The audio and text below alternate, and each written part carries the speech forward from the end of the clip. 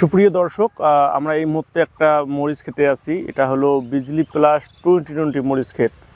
তা আমরা এখানে সরজমিনে আমাদের মুস্তাফিজুর ভাইয়ের কৃষকের জমিতে আসছি। তা ভাই দীর্ঘদিন থেকে বিভিন্ন সবজি চারা করে এবং আমাদের কাছ থেকেও নিয়ে আসে। এর আগে অন্য কাছ থেকে নিয়েছিল, তা ওখানে বিভিন্ন সমস্যার কারণে তখন আমাদের কাছ থেকে নেওয়া শুরু করে ইনশাল্লাহ উনি অনেকটা লাভবান। আমরা ভাইয়ের কাছ থেকেই শুনবো।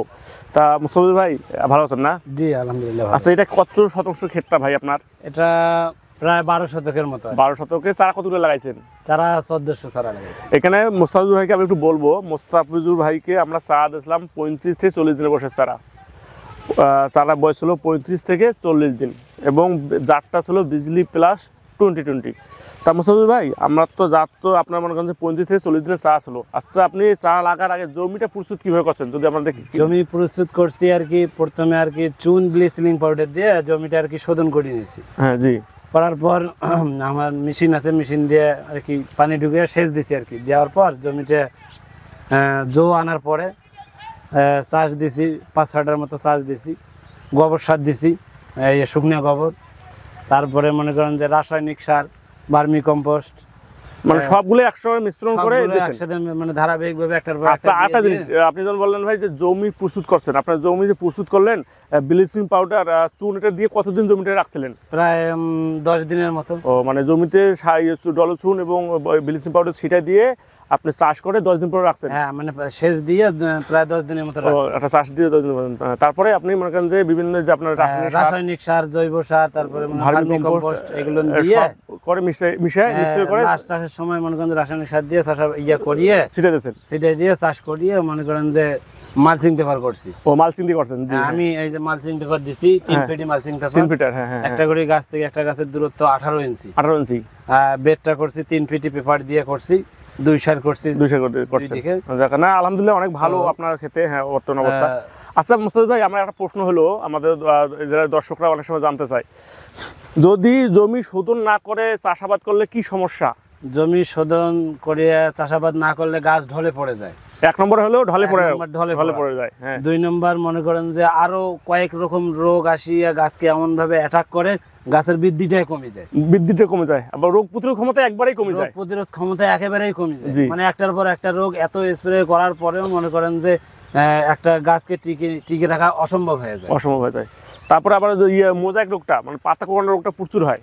পাতা কোঁকড়ানোর রোগ যে প্রচুর হয়, অন্য জাতে যদি হয় এটা 2020 জাতে অন্যগুলোর তুলনায় অনেক কম আর অনেক কম না? যাক আলহামদুলিল্লাহ ভালো। তার মনে করেন যে যদি আপনার চুন না দিলে বা জমি শোধন না করলে আপনার ঢলে পড়া রোগটা হয়। গাছে আপনার মনে করেন যে রোগ প্রতিরোধ ক্ষমতা কমে যায়।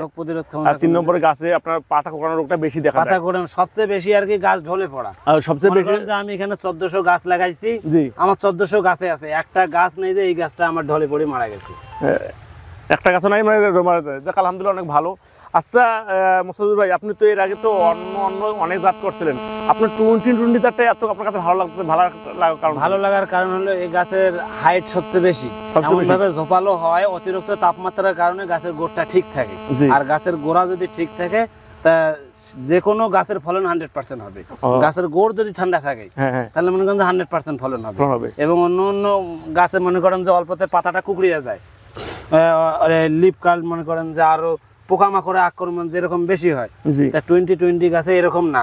এবং এর ফলের আকার আকৃতি গুলো এত লম্বা এবং ফলগুলো এত সোজা এবং দেখতে এত ভালো লাগে। বাজারে যদি আমি বিক্রি করতে নিয়ে যাই তাহলে মনে করেন যে আমারটাই আগে আসি না। এই জাতটার চাহিদাটা বেশি বাজারে, অন্য যত জাত আছে। এবং এই জাতের ঝাল কেমন?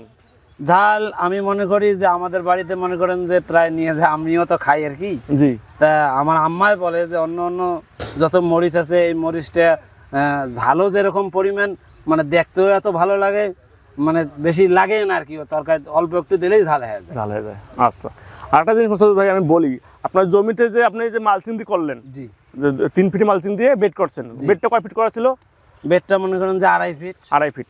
আচ্ছা, আপনি যে বেড করলেন, আপনি প্রথমে তো আপনি বললেন যে সব ধরনের সার, আপনার রাসায়নিক সার, জৈব সার, ভার্মি কম্পোস্ট একসঙ্গে শেষ চাষের আগে জমিতে ছিটা দিয়ে জমি রেডি করে মালচিং বিছায় তারপরে 1 সপ্তাহ পর চারা লাগাইছেন, তাই তো? না, আমি আগে মনে করেন যে মালচিং পেপার যখন দেওয়া হয়ে গেল তারপরে আবার আমি ড্রেনে পানি ঢুকাই দিছি। পানি ঢুকাই দিয়েছেন? হ্যাঁ, মনে করেন যে 2.5 ফিট বেড এবং মনে করেন যে প্রায় 1 ফিটের মতো ড্রেন। হ্যাঁ, মনে করেন যে মালচিং যখন পেপার বিছানো হয়ে গেছে তখন আমি মনে করেন যে ড্রেনে পানি দিছি, তখন গাছের গোড়ে যখন জো আসি গেছে, তা একটা করে গাছ থেকে একটা করে গাছ মনে করেন যে 18 ইঞ্চি এইভাবে ফুটে করছি, ফুটে করে গাছটা লাগাইছি। জি, লাগার পর মনে করেন যে চারা লাগার পর ওই 15 দিনকার মধ্যে আমি 3 দিন পর পর পানি দিছি, মিডিয়াম করি, মানে বেশি করে দেইনি যে মাটিতে যখন শক্ত না হয়। ও আচ্ছা আচ্ছা, মানে জমি একসঙ্গে বেশিটা পানি দিলে, তা আমাদের বিভিন্ন কৃষক ভাইরা যারা অনেকে বলেন যে মাটিতে পানি দেওয়ার কারণে গাছের মানে বাড়তেছে না, গাছের গ্রোথ আসতেছে না। এটা কারণ হলো যে অতিরিক্ত একসঙ্গে জমিটাকে ময়েশ্চার নিয়ে আসার জন্য বেশি করে পানি দেওয়া যাবে না। এটা সবচেয়ে বড় একটা চ্যালেঞ্জ। যে এটা যে দোআঁশ মাটি হোক আর ব্লে দোআঁশ মাটি হোক, এঁটেল দোআঁশ মাটি হোক, পানিটা দেওয়া লাগবে মিডিয়াম, কিন্তু এই 3 দিন 4 দিন পর পর এরকম ভাবে হালকা হালকা পানি কম দিবে, কিন্তু ঘন ঘন পানিটা দেবে। বেশি পানি দিলে মাটিটা শক্ত হওয়ার কারণে গাছের যে শিপাটা ওইটা আর কি বাড়তি হয় না, আর গাছের শিপা বাড়তি না হলে গাছও এইরকম আমার মতো এরকম গাছের হাইট হবে না। আচ্ছা, একটা জিনিস মুস্তাফিজ ভাই, মনে করেন যে আপনি যে লাগার পরবর্তী যে সার ব্যবস্থাপনাগুলো কি হয়ে দেন? মনে করেন যে আমি যতটুকু সার আর কি দেওয়া লাগে সেটা প্রথম চাষে ভালোভাবে দিয়ে দিলাম, আর যখন মনে করেন যে গাছের ফুল ফল আসা শুরু হয়ে গেল, তখন আমি মনে করেন যে ড্রেনে পটাশ, তারপরে ডিএপি আর ম্যাগনেসিয়াম, এই তিনটে একসাথে মিক্সার করিয়ে আমি মনে করেন পানি দেওয়ার সময় ড্রেনে দিয়ে দিই।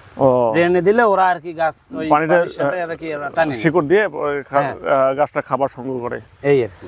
তা সুপ্রিয় দর্শক, মুস্তাফিজুর ভাই বলল যে আপনার জমি কিভাবে প্রস্তুত করতে হয়, কিভাবে চারা লাগাইতে হয়, এবং উনি মানে সরজমিনে যে গাছ থেকে গাছের দূরত্ব, লাইন থেকে লাইনের দূরত্ব সবই আপনাদের বলার চেষ্টা করছে। তা আমাদের যে সকল কৃষক ভাইরা যে মরিচ রোপণের আগে যে প্রস্তুতগুলেন, এগুলো অনেকে ভুল করার কারণে তার ফলনে অনেক হাম্পার পড়ে যায়। তা আমরা আশা করব যে কৃষক ভাইরা মরিচ চাষাবাদের কথা চিন্তা ভাবনা করতেছেন, তারা এই নিয়মগুলো ফলো করলে তাহলে অধিক ফলন আপনারা ঘরে উঠাতে পারবেন। ধন্যবাদ।